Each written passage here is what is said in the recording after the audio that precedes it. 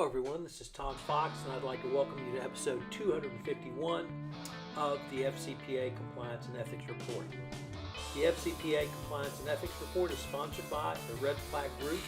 The Red Flag Group is a business advisory, information, and technology firm that helps clients manage risk across 4 key areas: sales and sales channels, which includes distributors, resellers, partners, suppliers, customers, and human capital. The Red Flag Group can be checked out at its website, which is www.redflaggroup.com. I hope you will take a look at their offering. Today I'm going to do something a little bit different, as I'm going to post the full US Supreme Court oral argument in the McDonnell versus US case. This is a case where the governor of Virginia was convicted of corruption, and many people think it has application to the definition of corruption in the FCPA. I'm going to be blogging about this later in the week in some detail, but I think it's pretty clear from the oral argument that whichever way the court rules, and many commentators believe that they're going to let the governor of Virginia off, that it really doesn't apply to the definition of the FCPA. They're very different definitions. But thank you, Webhole, for sending me this full oral argument, and I'm posting it in case you wanted to listen to it. It's a long oral argument. It comes in at just over an hour, but if you're interested in this sort of thing, it really is worth listening to. This is Tom Fox. Thank you very much for listening. I look forward to visiting with you again. We'll hear argument this morning in Case 15-474, McDonnell versus United States. Mr. Francisco. Mr. Chief Justice, and may it please the Court.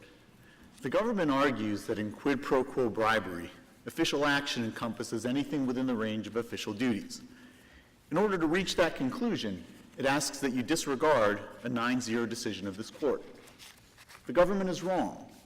In order to engage in official action, an official must either make a government decision or urge someone else to do so. The line is between access to decision makers on the one hand and trying to influence those decisions on the other. And that's the Sun Diamond case, the 9-0 case that you refer to? Yes, Your Honor, the Sun Diamond case, the 9-0 case. And I think what Sun Diamond confirms is that when an official simply refers someone to another official, an independent decision maker, for an objective decision, he hasn't crossed that line into prohibited official action. I take it all parties concede that the act of the university official to undertake or not to undertake a research study would be an official action? Yes, Your Honor. And the question is, did the governor cross the line into influencing officials to undertake that action, and was the jury properly instructed? Can you tell me the posture of the case with reference to under Virginia law, the governor's authority or lack of authority to tell the university you will engage in this research or you will not engage? Sure, Your Honor. What is the state of the law, and do the parties agree on this point? Your Honor, I think that the parties agree that the governor at least had a bully pulpit authority, but he had very little authority to actually direct any university researcher to do anything. And here I think one of the critical questions, there are 2 critical questions. One, was the jury told that it even had to find that he tried to do that, and here it wasn't? And 2, did he in fact do that? And we would assert that he clearly didn't. Would it have made a difference if the medical faculties had agreed to the testing?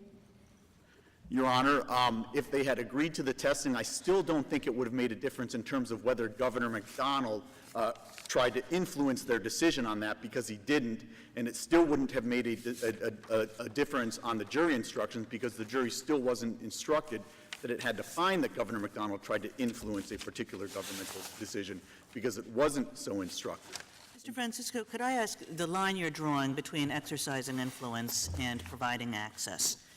Just to sort of test that with a hypothetical, suppose that somebody knew that there was a contractor who was going to award a very large contract to one of 2 or 3 firms that he was meeting with, and a company paid to make sure that they were on the meet list, to be one of those 2 or 3 firms. In other words, bribed an official in order to become one of those 2 or 3 firms.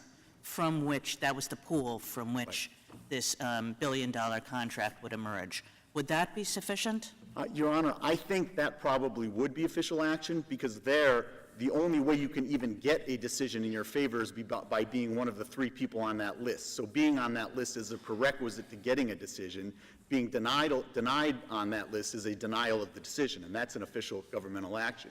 Here, the jury wasn't instructed on any of this. They didn't have to find that Governor McDonnell tried to influence anything. Indeed, it would have been required to convict under these instructions if Governor McDonnell had called up a staff member and said, I'd like you to meet with this fellow, Johnny Williams. I don't really trust him. His product's a little hinky, but you're the expert, so meet with the guy and exercise your complete and unfettered independent judgment. Let me just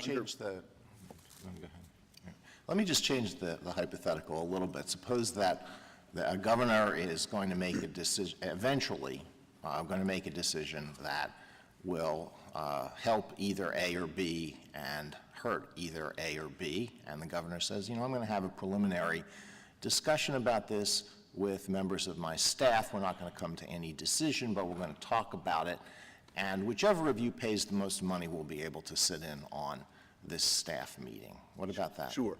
Well, Your Honor, I think I'd want to know, are there facts suggesting that it really isn't just a payment to sit in on the staff meeting, it's a payment to try to influence the meeting? Just a payment to sit in. To sit on the staff meeting, I think it would violate a whole lot of other laws, but I don't think, unless there was any kind of indicia that you were trying to influence the outcome, you would cross that line into prohibited official act corruption. After all, these laws are not meant to be comprehensive codes of ethical conduct, as this court said in Sundiamond. They're meant to target the worst form of ethical misconduct, the corruption of official decision-making. And what if it's not just sitting in? Maybe I should sharpen this. Suppose the party is allowed to speak and present its point of view. Your Honor, again, the more facts that you put on to suggest that it is more of an attempt to influence the decision, it's not just a meeting, I think the more likely you are to get to that official act. So tell me, what do we do with the evidence in the case that the university individuals who were assessing whether or not to do these studies themselves felt pressured? There's both testimony and documents in which the pros and cons of accepting these studies was discussed. Right. And in the pro and con, it was the governor really wants us to do this. The governor is pressuring us to do this. We just don't think it's a good idea. They were honorable people, obviously, but the point is, what do we do with the fact that they perceived that he was trying to influence them? I have 2 responses, Your Honor, a legal one and a factual one. Legally, you still need to instruct the jury that it had to find that Governor McDonnell tried to actually influence a government decision. And here it wasn't instructed, so they could have completely agreed. But why? Isn't this, I thought that this crime was taking money knowing that it was being paid to influence an official act. So aren't all of these examples of official acts, whether they are or they aren't, irrelevant? The question is, what was his intent at the moment he took the money? And why couldn't a jury infer at that moment that he took it with the intent to commit an official act the way Mr. Williams wanted it committed? So again, Your Honor, 2 responses. Even assuming that the jury could have inferred it, you still need to tell them what an official act is, that an official act is an attempt to influence an actual governmental decision. Well, to study these dietary supplements. Well, to actually, conduct Tobacco Commission-funded state studies. Mm-hmm. But you still need to tell them what that is. But I'll get directly to your question, why is it that the actual official acts are relevant? And that's because, as both the district court and the Court of Appeals opinions make clear, here in this case, the corrupt agreement turned entirely upon, as the district court case said, it hinged upon whether the 5 specific acts were in fact official acts. Because in the absence of any direct evidence of a corrupt agreement, the government's argument was that you could infer one from the pattern of actual official acts on the one hand and the pattern of gifts and loans on the other, and the temporal connection between the 2. And so is it your position at page 60 of the supplemental joint appendix, the the instructions aren't numbered, which makes it a little hard, but the judge instructs the jury that official actions are set forth in the 5 paragraphs of the indictment. And is it your position that at least some of those are not official acts? Yes, Your Honor, and certainly the 5 things that were proved in this case are not official acts, and likewise, I don't think any of those things, as they actually came into evidence, demonstrated official acts, because in none of them did Governor McDonnell cross that line in trying to influence the outcome of any particular decision, and just as critically, the jury was never told it had to find that. So the jury in this case, Justice Sotomayor, could have completely agreed with our version of the facts. It could have agreed that, as we argued very vigorously, that the most that Governor McDonnell did here was refer Johnny Williams. Well, this gets back somewhat to Justice Alito's hypothetical about arranging the meeting, and we can up the ante to see how close the meeting came to be an official act.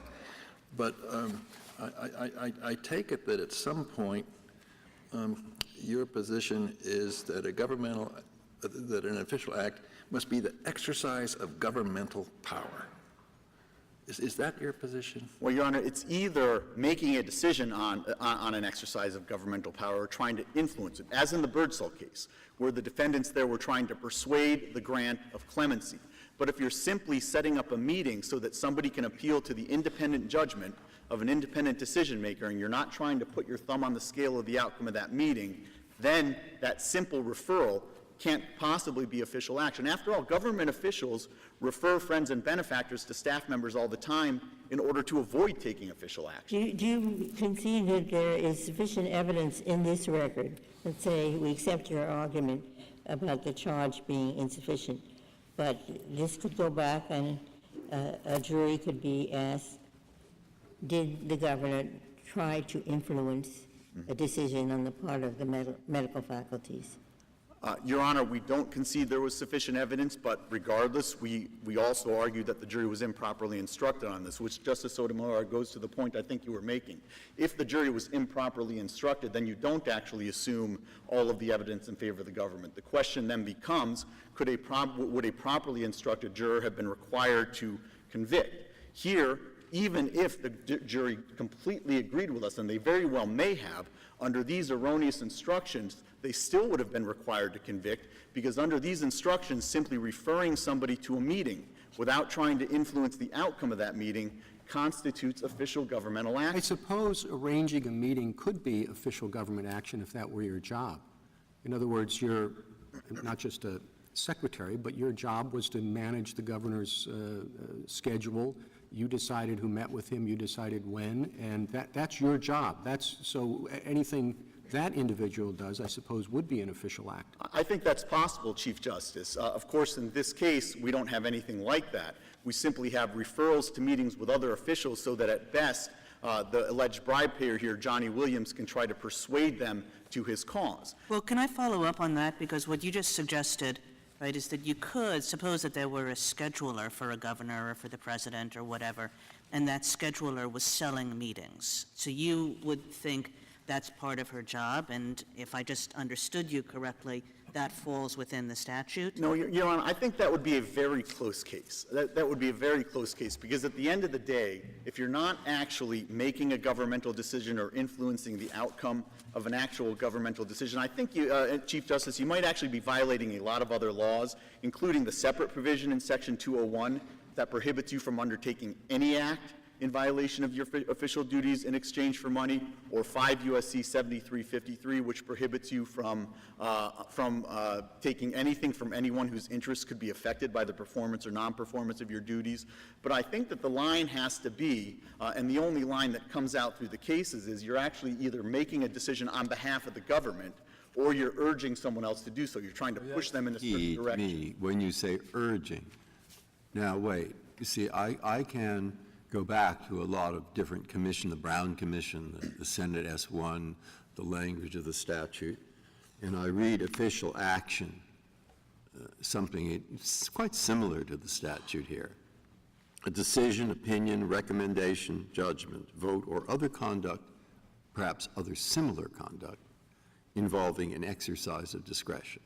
So in this case, the official action we're talking about is giving money to a group of people in the university to conduct a study. Now, the governor didn't do that. But a person who tries to influence an official action and is also in the government is also guilty. But wait, that's the Indian case. Yes. But wait, the word influence is too broad, because every day of the week, politicians write on behalf of constituents letters to different parts of the government saying, will you please look at the case of Mrs. So-and-so, who was evicted last week. And that's so common, it can't pick that up. But then you use the word urge. That's not exactly a legal word. And what I'm looking for is a set of words that will describe in both sides' positions what we should write as the words that describe the criminal activity involved in talking to or influencing the person who does create the official act, like give a pardon, like award a contract, like vote, like etc. Now, those are the words that I can't find, and I'd appreciate your opinion. Sure, Your Honor. And I think that the answer is that what district courts have to do is understand the general rule, which I think at some level has to be an attempt to influence, and then flesh it out in a way that's appropriate to the facts of the case. Well, you want to use attempt to influence? My goodness, letters go by the dozens over to the Secretary of HUD, to the Secretary of HHS, to the Secretary of the Assistant Secretaries, and they say, my constituent Smith has a matter before you that has been pending for 18 months. We would appreciate it if you would review that and take action. And then the elected official says to Smith, I did my best on this. And Smith thinks, good, he's used his influence. Right. A crime? My goodness. Absolutely not, Your Honor. All right, Absolutely fine. You not. say That absolutely would be not. fine. That's what I thought you would And I say. think that- So I want to know, but the words you used were attempt to influence. And so I don't think that's the right word. And I want to know what the right words are in the instruction that the judge is going to give. Not in your case, but in general. Well, can I give you an example from another case that, although I do think instructions are generally tailored to the case, an example from Of another course case. they are, but you have to have the standard that will distinguish the urger Sure. from the one who does it criminally and the one who doesn't. And in the Ring case, I thought that Judge Huvel had some very useful instructions where she wrote, and this is at page 1083 of the Joint Appendix, therefore, official action includes the exercise of both formal official influence, such as the legislature's vote on legislation, and informal official influence, such as the legislature's behind-the-scenes influence on other public officials in the legislative or executive branches. Oh, there we have it. There we have it. All these letters going over saying, please look at Mrs. Smith's eviction notice. Mrs. Smith, who, by the way, took me to lunch last week. And I completely agree, Your Honor, which is why in our proposed instructions... Well, that won't do it. The one you just read won't do it. Well, and that's why in our proposed instructions, I think it needs to be tailored further to the facts of the case. So in our case, we went on to say merely arranging a meeting, attending an event, hosting a reception, or making a speech are not standing alone official acts. All right, even so they are if you special use that, practices. the key to the word in there is merely, Yes, Your Honor. because sometimes it could. Yes, Your Honor. And somebody might have the embarrassing question, merely when it can or merely when it can't. Give me a little enlightenment. Your Honor, I think that the answer is, if the evidence shows that there was, and I hate to go back to the word that I know you don't like here, but if the evidence shows that there really wasn't an attempt to try to push the separate decision maker that you're supposedly trying to influence one way or another, but you really are just sending it over for a meeting, and that independent decision maker is left to their independent judgment, then you haven't crossed that line. But it's Mr. very... The word that Justice Breyer is concerned about comes from Birdsall, with intent to influence their official action. So we can hardly fault the district judge for using in Ring the same words that this court used in Birdsall. I agree, Your Honor, and I thought that Judge Hovell did a very good attempt at defining it, because she actually went further than what I just read to you, Justice Breyer. She continues along the lines that we proposed in our instructions that, quote, mere favoritism as evidenced by a public official's willingness to take a lobbyist's telephone call or to meet with a lobbyist is not an official act. So I think that the idea is, Your Honor, I understand, Justice Breyer, that influence itself doesn't totally solve the problem, but what district court judges do is that they then explain to the jury what they mean by influence, and influence is not... Where can we find the best definition, in your view, of an official act? Your Honor, I think that the best definition of an official act is essentially the one that I tried to articulate at the outset.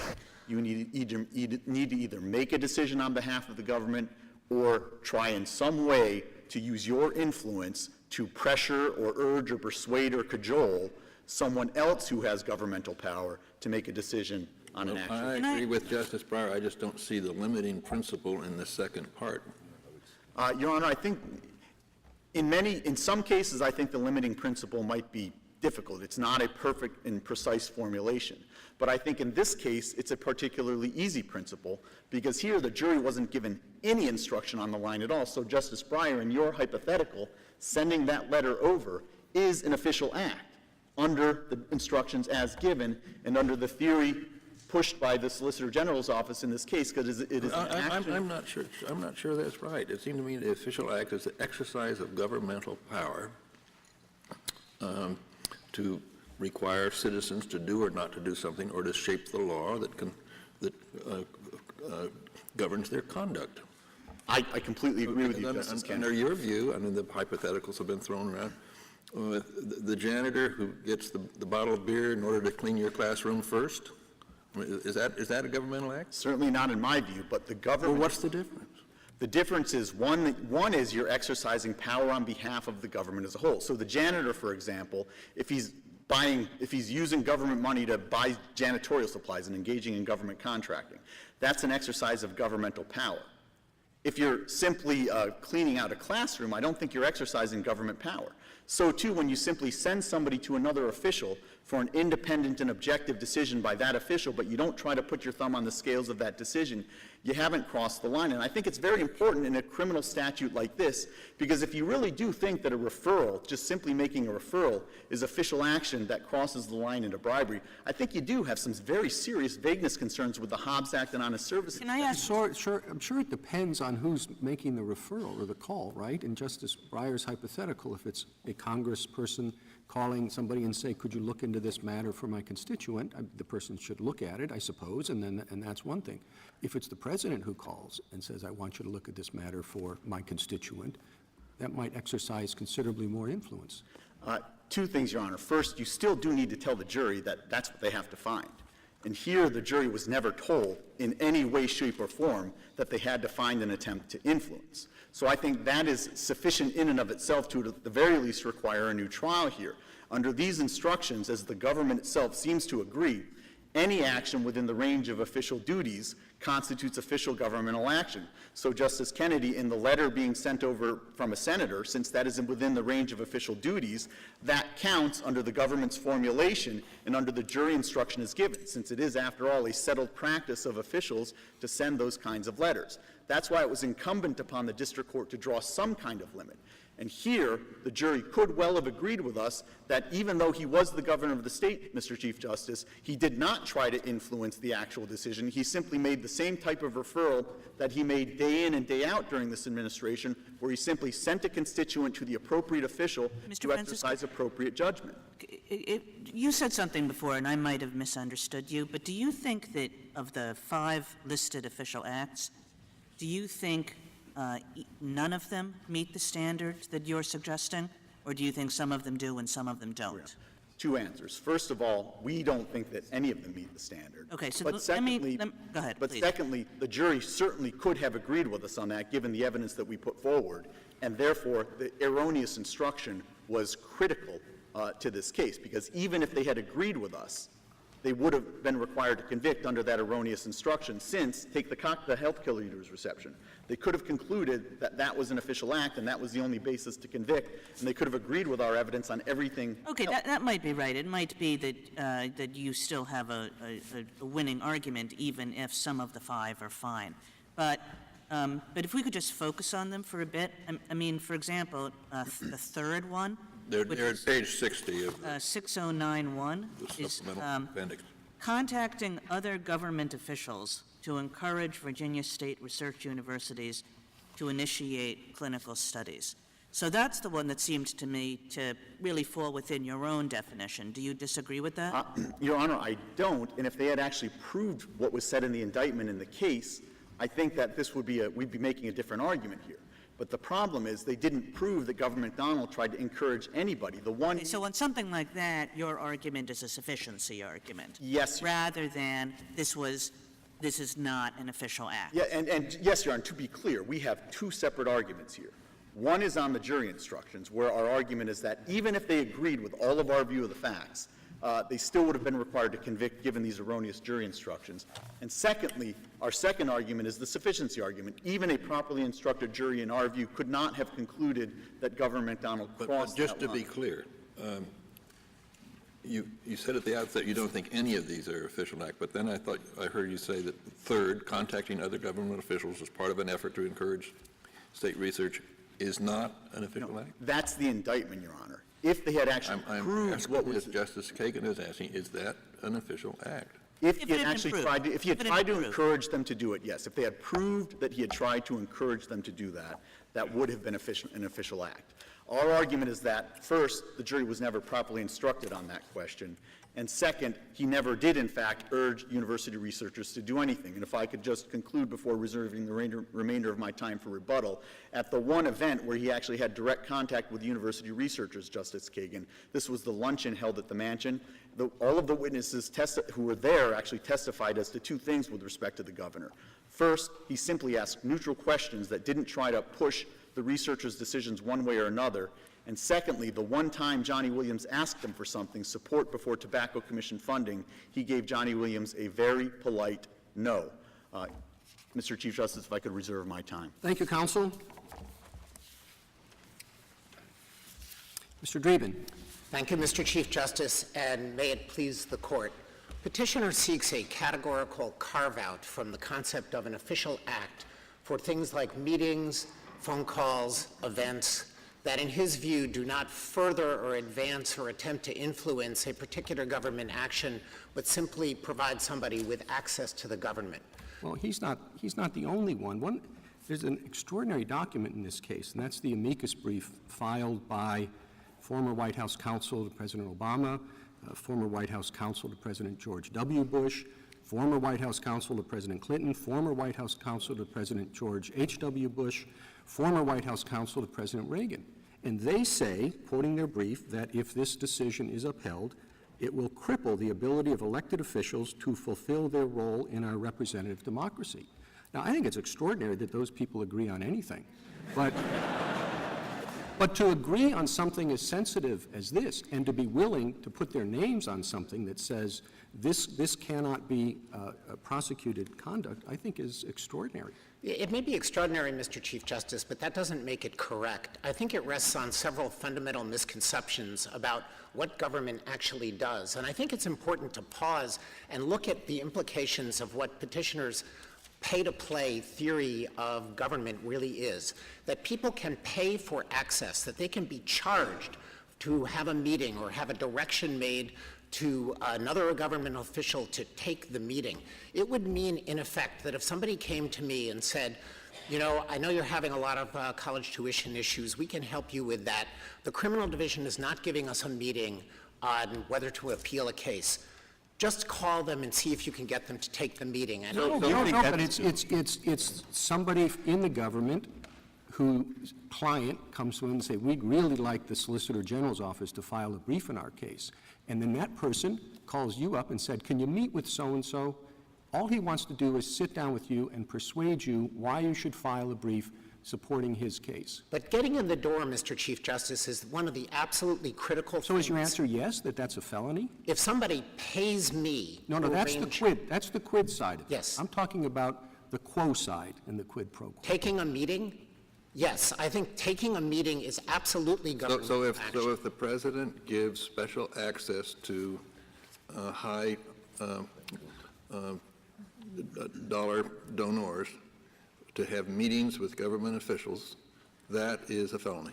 Certainly not, Justice Kennedy. Why and certainly not? Because the critical issue there is whether the government can prove a quid pro quo. And now we're moving into the realm of campaign contributions, where this court has given very strict guidance about when a jury... It's not a campaign contribution. What it is he takes him to lunch, and an expensive lunch at that. Okay? Because the quid side is not limited. The government has argued continuously that in for a penny, in for a pound. Okay? So we don't have the limitation on the quid side. We have a possible limitation in frame of mind, and now we're looking to the quo side. And you want to remove any limitation there. Okay? Now, why do I think that's a problem? Two very fundamental reasons.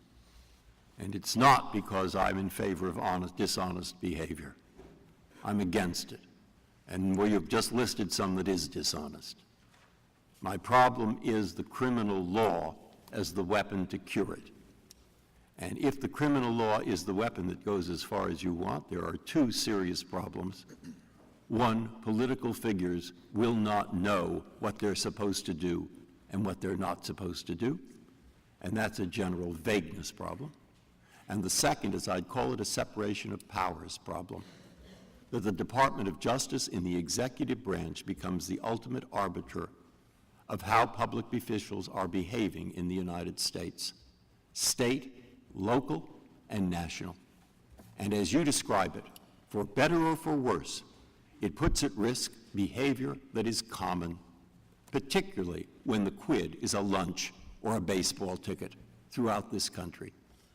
Now suddenly, to give that kind of power to a criminal prosecutor who is virtually uncontrollable is dangerous in the separation of powers sense.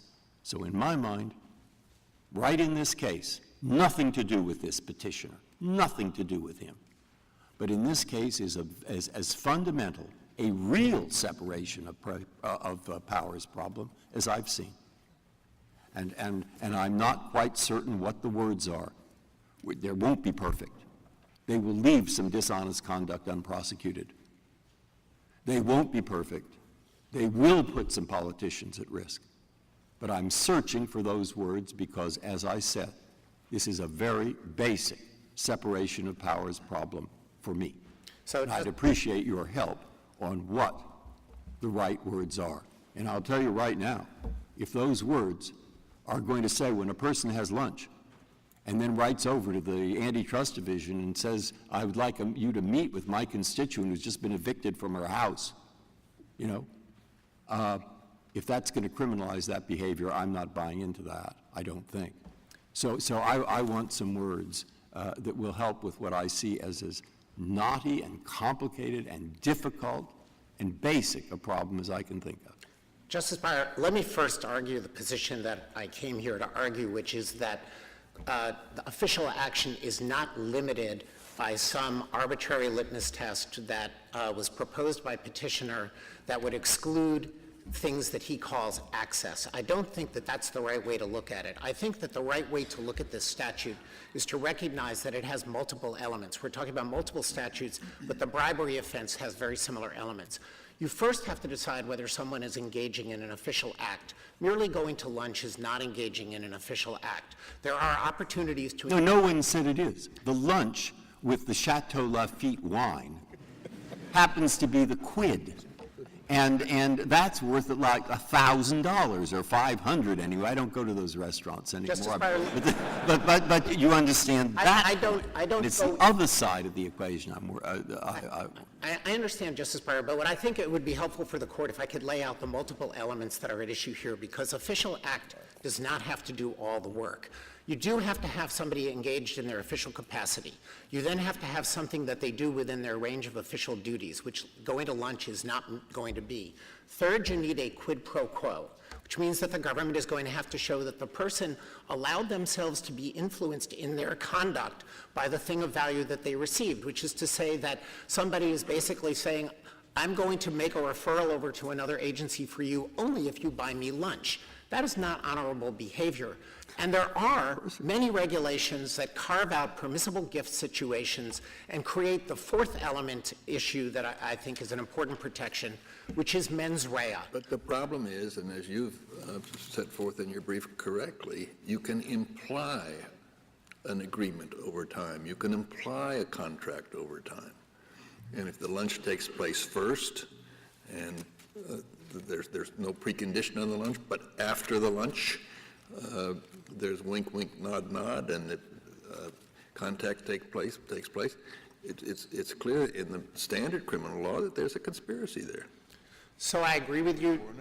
I do agree with you, Justice Kennedy. I think that's exactly the position that Your Honor's opinion in Evans, the separate concurrence, explained as a proper means of administering the quid pro quo requirement as an intent issue in a criminal case. There is a very critical protection here. It's requirement of showing something beyond a reasonable doubt to a jury. And if you have ordinary conduct that's fully disclosed and in accordance with regulations which do strictly limit when people can receive free Well, I don't see what the relevance of those regulations is. You say there are certain safe harbors created by federal regulations. Those apply to federal employees and federal officers. What do they have to do with the governor of a state or a state employee? Well, they don't, Justice Alito. This case has been litigated on the submission that Section 201 informed the meaning of official action for purposes of the Hobbs Act and the Honest Services Statute.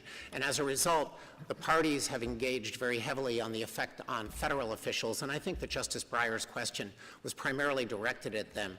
I do think that there are different issues that arise with respect to state officials, but the mens rea requirements that I've been talking about are going to be fully applicable. But how, look, you're Well, asking... this doesn't answer Justice Breyer's basic question and ours. You're going to tell the senators, the officials with the lunches, that don't worry, the jury has to be convicted beyond a reasonable doubt, and that's tough. Well, that was your answer. That was your answer. Justice Kennedy, I do think that the requirements of the criminal law in proving something by beyond a reasonable doubt are a substantial. What is it they're trying to prove? Now, of course, this is a state case, not a federal case. It's a state official. It's a federal law, but a state official. I don't know. I've only been peripherally involved in political campaigns. But my peripheral convinces me that the candidate will go out and he'll have lunch with hundreds of people. Hundreds. Everybody who wants to give him lunch. Great. And he wants to meet as many people as possible. He wants to be friendly. He might receive a raincoat. He might receive all kinds of things. And at some point it becomes very dishonest. But that's a matter for campaign laws. Wait, now, I've also been involved in the Justice Department. And we would receive many, many letters in the Antitrust Division. Have you looked into such and such? But I know perfectly well that senator just wants to go back to the constituent and say, see, I did my best. That's all. Now, you're saying to the jury, take those facts I just gave you, and you look into the state of mind of which the amounts being given will be somewhat indicative, of which the nature of the letter will be somewhat indicative, of whether he writes in personal writing at the bottom will be somewhat indicative, and we're going to let you 12 people work out what was really in that senator's mind. I say that is a recipe for giving the Department of Justice and the prosecutors enormous power over elected officials who are not necessarily behaving honestly. And I am looking for the line. I am looking for the line that will control the shift of power that I fear without allowing too much honesty through this law. You know, other laws exist on the other side. Well, That's what I want your view on. Well, Justice Breyer, I'm going to push back because I think that the line that petitioner has urged is one that is a recipe for corruption, not a recipe for drawing a safe harbor for public officials. What he has basically urged the court to hold is that paying for access, if somebody does not put a thumb on the scale of decision, if I, for example, tell the criminal division, take the meeting, make whatever recommendation is in your best judgment, just take the meeting, I can take money for that. And I think the message that would be sent if this court put its imprimatur on a scheme of government in which public officials were not committing bribery when all they did was arrange meetings with other governmental officials without putting, in his metaphorical way, a thumb on the scales of the ultimate decision, would send a terrible message to citizens. Well, what I think we're looking for is some limiting principle. Now, you started to say something about campaign contributions, and I know that this case does not involve campaign contributions, but surely a campaign contribution can be the quid, can it not? Certainly. All right, well, gaining access by making campaign contributions is an everyday occurrence, and maybe it's a bad thing, but it's very widespread. How does that play out? Justice Alito, gaining access and ingratiation and gratitude as a result of campaign contributions is not a crime. When it's done as a quid pro quo, it is. And that is not That's what I want. That is your not just view. my view, Justice. I mean, Mr. Dreeben, if I could just follow up on that. You know, if a senator writes to a federal agency and says this union or this company is, critical to the economy of my state, and by the way, he doesn't say this, but by the way, they are the biggest contributors to his campaign. Would you please meet with them? And what would not make that a crime? The fact that the jury might not find beyond a reasonable doubt that the reason why he was urging this meeting was because these people, this entity happened to be a very big supporter. That would be the only thing separating lawful from unlawful conduct there? Let me say two things in response to that. First, this court has addressed that very issue in the McCormick case, and it is established that merely taking favorable action at or around the time of the receipt of campaign contributions is not sufficient to show a quid pro quo and is not a crime. Nobody doubts that if there's a quid pro quo for a vote, something that I think Mr. Francisco is prepared to concede as official action, although I'm not sure why, since it doesn't personally exercise sovereign power if a legislator casts a vote as a dissenting vote from majority action, but nobody disputes that that is a crime. Therefore, this court has already carved out evidentiaries and instructional safeguards that prevent against a jury inferring a quid pro quo merely from the coincidence of timing. But I want to come back to something that is even more fundamental, and that is the role of the First Amendment in this case. Because petitioner has sought to wrap himself in the mantle of the First Amendment, probably because the gifts that he received have nothing to do with the First Amendment. They have to do with personal loans and luxury goods. This is not a case about campaign contributions.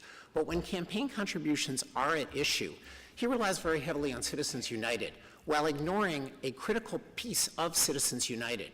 This court in Citizens United looked back to the circumstances that prompted the Federal Election Campaign Act in 1972.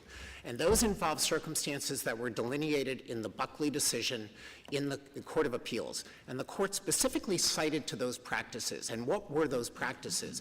They involved the American milk producers paying $2 million in campaign contributions spread out among a variety of committees to get a meeting at the White House. That's all they did. They said in order to gain a meeting with White House officials on price supports, they paid that money.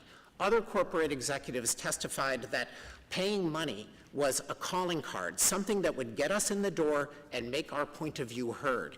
And this court said on page 356 of the Citizens United opinion, the practices Buckley noted would be covered by the bribery laws, CEG 18 U.S.C. 201, if a quid pro quo arrangement were proved. Now, of course, it's very difficult to prove a quid pro quo arrangement, and that's why there are campaign finance limitations on contributions to candidates. But the court had no doubt that paying for access was a criminal violation. And that's what... So if you have a governor whose priority is jobs for his state, and there's a CEO who's thinking about locating a plant in his state, but he can only do it, he says, if he gets tax credits from the state. So the governor's talking to him, and he says, look, why don't you come down to my, trout stream, and we'll go fishing, and we'll talk about this. And the governor does that. He has a nice day fishing for trout, and they talk about whether they can get tax credits, deferred taxes, if the CEO opens his plant in the state. Now, is that a felony? Because he's accepted an afternoon of trout fishing, and he discussed official business at that time. I don't think so, Mr. Chief Justice, but if you change the hypothetical instead of an afternoon of trout fishing, I'll fly you out to Hawaii, and you and your family can have a vacation, and during that time, we can go over my policy proposals. But I didn't think the government put any weight on the amount of the quid. In other words, okay, I don't know how much an afternoon of trout fishing is worth, but I gather you can be charged for that and pay for it. I thought that didn't matter. I thought it was whether he was engaged in an official act under circumstances in which a jury could find he did it because of the gift. Yes. And so if all he's doing is talking about ways to get jobs for Virginia, and he's talking with the person who's going to make that decision from the private sector, based in part on whether or not he gets, tax credits, it would seem to me that under your definition, that governor is guilty of a felony. I'm not sure that he is guilty of a felony, but the reason why I changed the hypothetical to involve a larger quid is because the implications of carving something out from official action mean that it can be sold and that it's lawful to be sold. And when you change the trout fishing to a trip to Hawaii, it becomes more nefarious, and the message that it sends to citizens... Yes, that's the point. You see, exactly what the Chief Justice asked. What's the lower limit, in the government's opinion, on the quid? What? Tell me right now. Well, if you're going to say $10,000, okay, I feel quite differently about this. If you will say an afternoon of trout fishing or et cetera, then I feel quite differently. It's pretty hard to see the conduct being honest if you exempt the campaign contributions and you put it up somewhere. But I didn't think that was the government's position. It's not. What is the government's position? What you tell me, I'm wrong, in for a penny, in for a pound. You tell me right now it is not the government's position that trout fishing afternoon is sufficient to be a quid. If you say that, I'll feel differently about the case. It's tempting, Justice Breyer, but I'm not going to exempt from the corruption laws certain types of quids. But, Justice Breyer, you do need to run this through all the elements of the offense. I think what petitioner is saying, and I think some of the court's hypotheticals are suggesting the only thing that really you could possibly do to remedy this issue is to shrink the definition of official action with no textual basis in 201, nor really, I think, any common sense basis in the way that government action... Well, then you tell me, that's why I asked you at the beginning, and you, in order to be, you say you were going to push back, and then you complained about their definition. If I thought their definition was so perfect, I wouldn't have asked you. And it's exactly, you tell me how to do this, and I'm not. You say it sends a terrible message. I'm not in the business of sending messages in a case like this. I'm in the business of trying to figure out the structure of the government. And that's part of separation of powers, and I expressed my concern. So I dissented in Citizens United. So whatever that said there. But the point is the one I raised at the beginning that every single one of us has raised. We're worried about, because like any other organization, the prosecutors, too, can be overly zealous. That can happen. And so we need some protection on both sides, even though the line won't be perfect. And it will fail to catch some crooks. And it will, so I mean, I understand that. And I want to know your view. And it doesn't even, it helps a little, but not a lot, to say, well, meetings. So that's too specific. I want to know what your view is as to the language we write in discussing the line. Well, I don't think you and I agree on where the line should be, Justice Breyer. So I can't write language that is going to satisfy you. Right. You weren't even satisfied with petitioner's language, which requires that there be influence on some other governmental decision. You suggested you thought that was too broad. I did suggest it. I think that it's too narrow.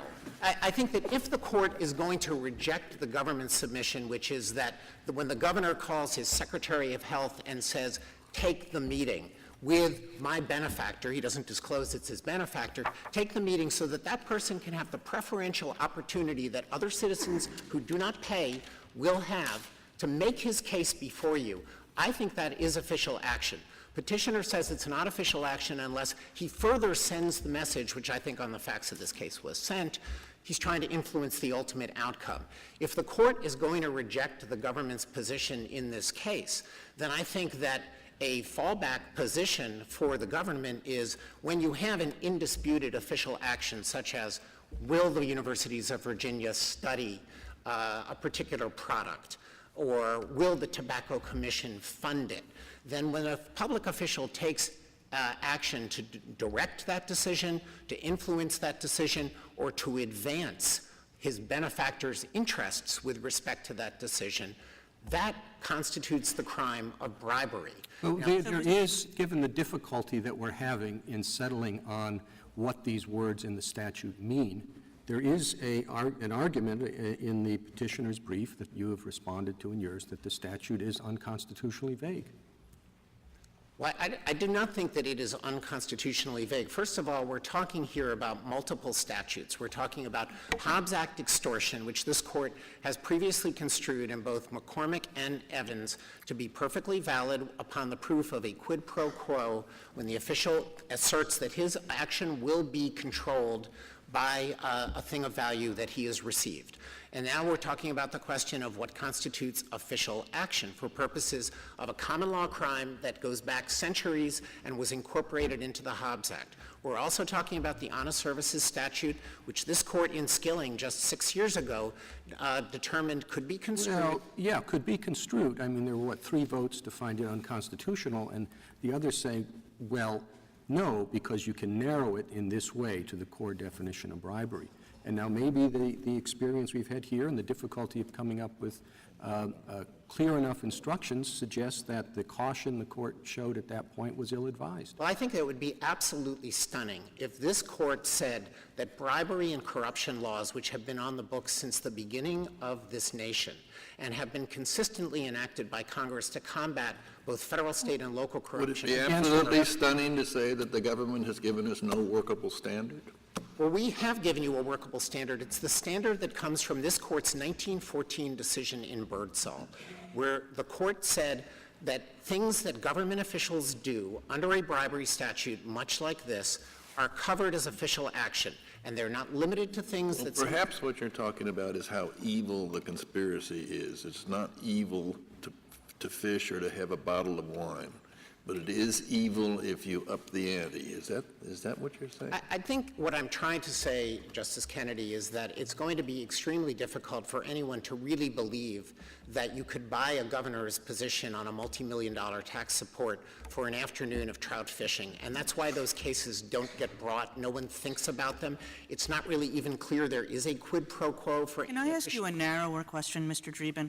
So one of the official acts here, I'll just read it to you. It's allowing Johnny Williams to invite individuals important to Star Scientific's business to exclusive events at the governor's mansion. Yes. So that's essentially hosting a party and allowing Mr. Williams to invite some people.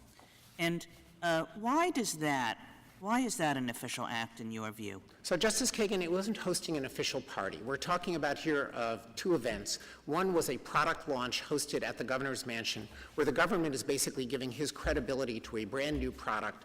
And the invitations were critical to Johnny Williams's plan to sign up the universities to do the studies. He got to... So here's, I guess, I guess my question is this. The official act, the statute, the definition, requires that there be some particular matter, cause, suit, proceeding, or controversy, correct? Yes. And if I understand the theory of this case, the matter, suit, cause, proceeding, or controversy here is the attempt to get the University of Virginia to do clinical studies of this product. Is that correct?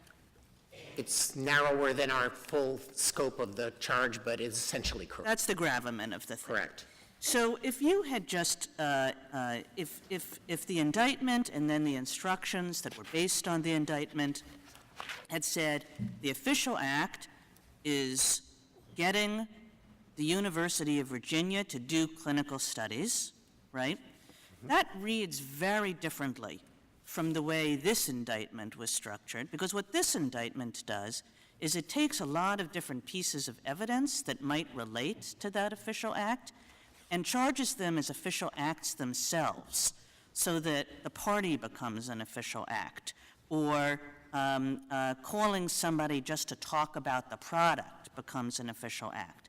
Do you see what I mean? I mean, this might have been perfectly chargeable and instructable, but I guess I'm troubled by these particular charges and instructions, which seems to make every piece of evidence that you had an official act, rather than just saying the official act was the attempt to get the University of Virginia to do something that they wouldn't have done otherwise. So, Justice Kagan, what the crime was here was the governor accepting things of value in return for being influenced in taking official actions to legitimize, promote, and secure research studies for Anatoblock and STARS products. That's at Supplemental JA 14.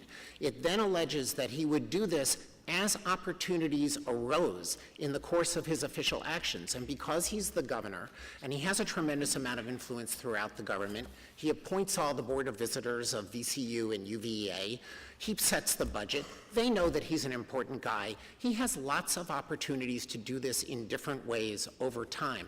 And if you look at the pattern of what he did, directing people to meet with STAR's representatives, arranging events at the mansion in which STAR could bring together its chosen guest list of the doctors who it wanted to influence with the STAR people who were trying to influence it. The governor is taking every step he can do short of saying to UVA, do the studies, which his chief counsel told him would be inappropriate and wasn't going to do. So I think that if you look at the indictment the way that it's actually structured, it talks about a person who, as opportunities arose, was going to engage in official acts. This is a theory of corruption that Justice Sotomayor's opinion in Ganem in the Second Circuit validated, and it was cited in Skilling as a perfectly valid theory of corruption. And therefore, the individual official acts really form a composite window into petitioner's mind. Did he intend to allow his official conduct to be controlled by the things of value that he received? And taking them all together, even if the court has trouble with any individual one, they allowed a rational jury to infer that indeed he did. And the only way that petitioner could win, if you agree with me on the sufficiency issue, is if you conclude that jury instructions must exempt certain types of official actions, like directing your Secretary of Health to take a meeting, which is a very kind of significant event in the life of a cabinet member and a governor, or hosting an event at the mansion can't possibly count because it somehow should be viewed as social, when in fact what the governor is doing is allowing his benefactor to get all the people in the room who he wants to influence to do the studies. So in my view, there was nothing wrong, if I can complete the sentence, in the way that the indictment structured the crime in this case. The official acts were exemplary, they were proved, and the jury could properly find them. Thank you. Thank you, counsel. Mr. Francisco, 5 minutes remaining. Thank you, Mr. Chief Justice. I have three basic points I would like to make. First, I'd like to start out with the government's argument that a lot of the problems with its theory are solved by the quid pro quo requirement. Well, in fact, the gratuity statute, the federal gratuity statute, has the exact same official act requirement, but no quid pro quo requirement at all. So what that means is that if you take somebody to a fancy lunch with, I can't remember the name of the bottle of wine you mentioned, Justice Breyer, but you took them to that fancy lunch to thank them for referring you to a meeting with a mid-level staffer, even if there was no suggestion at all that you were going to do anything other than call that staffer and say, hey, can you take a meeting with this guy, hear him out, and exercise your independent judgment, that would be a violation of the federal gratuity statute. And indeed, under the government's broad theory that anything within the range of official duties counts, that means that if you took the person out to that lunch as thanks for giving you a tour of the Capitol building, you would likewise have violated the federal gratuity statute, because there is no quid pro quo requirement at all. Point two, Justice Breyer, there is a difference between someone saying thank you for a decision you made independent of the gift. That's the Sun Growers case. And someone buying you an expensive lunch and saying, I'm paying for this lunch, but make sure I get a tour. You don't see the difference? Not under the federal gratuity statute, Your Honor, because the federal gratuity statute is meant to prohibit thanking somebody for giving you an official act. And so an official act is, in fact, a tour of the Capitol building or a meeting with a staffer, then you have, in fact, violated the federal gratuity statute when you take them to lunch as a thanks for that particular act.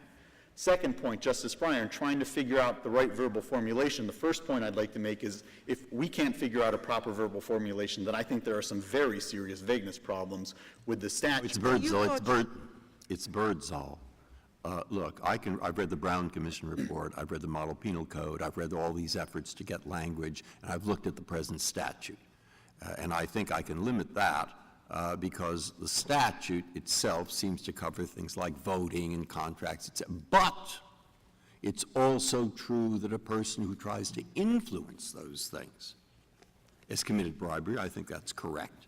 And now my problem is with Birdsall and how do we write those words so that they do catch people who are doing this dishonest thing without, as I've said 5 times, allowing the government the freedom to go and do these ridiculous cases. And I think the D.C. Circuit's in bank decision. I'm not saying this one is a ridiculous one, by the way.